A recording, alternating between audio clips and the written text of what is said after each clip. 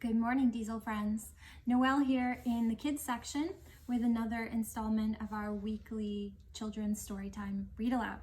Today, I'm going to read this book called The Golden Glow by Benjamin Flouw. I just came across it yesterday. I was, looking about, as I do, on the shelves for some treasures and specifically for something to read aloud and some good recommendations. And I came across this and I loved it, so I'm gonna read it right now. Ready? Okay. The Golden Glow by Benjamin Flouw.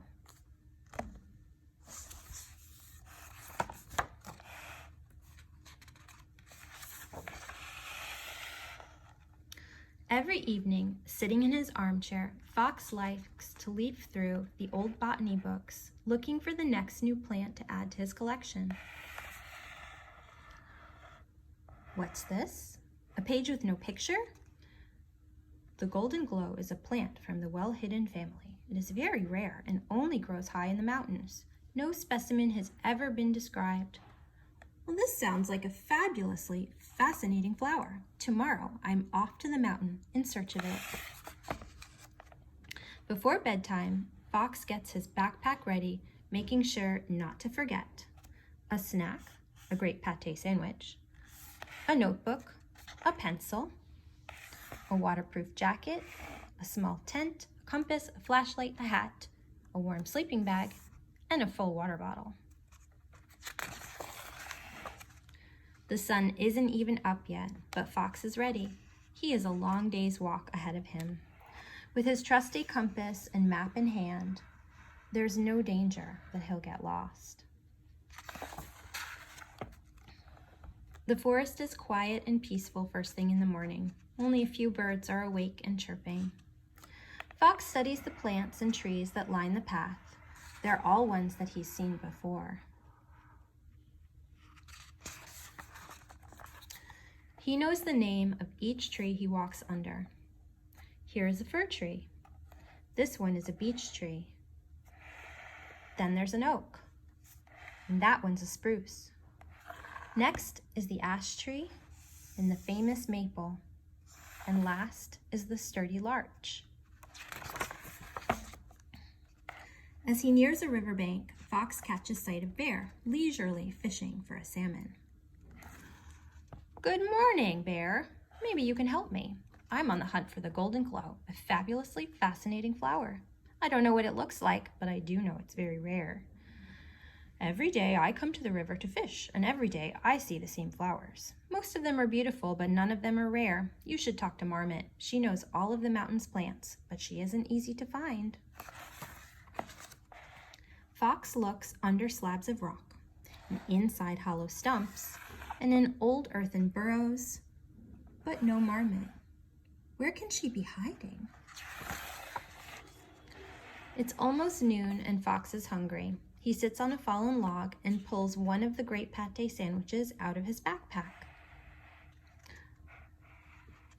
A snout pokes from the bush across the way, followed by two pointy ears. Its nostrils sniff the air for a wish of the irresistible great pate. See that snout? Fox recognizes his cousin Wolf right away and invites him over for his snack. I've never seen the golden glow, Fox, but I do know where to find Marmot. As soon as I'm done with this delicious sandwich, I'll take you to her, as I'm as hungry as a wolf. After a long trek through the forest, Fox and Wolf finally reach a large, steep clearing dotted with flowers of every color.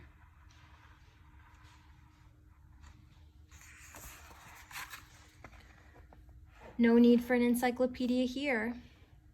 We've got anemones, moss campion, violets, veronica, purple saxifrage, mountain sorrel, forget-me-not, butterwort, and mountain avens.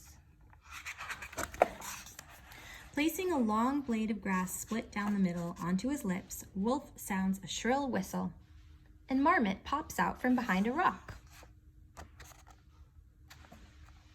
Little tiny face. The golden glow. Yes, I have seen it.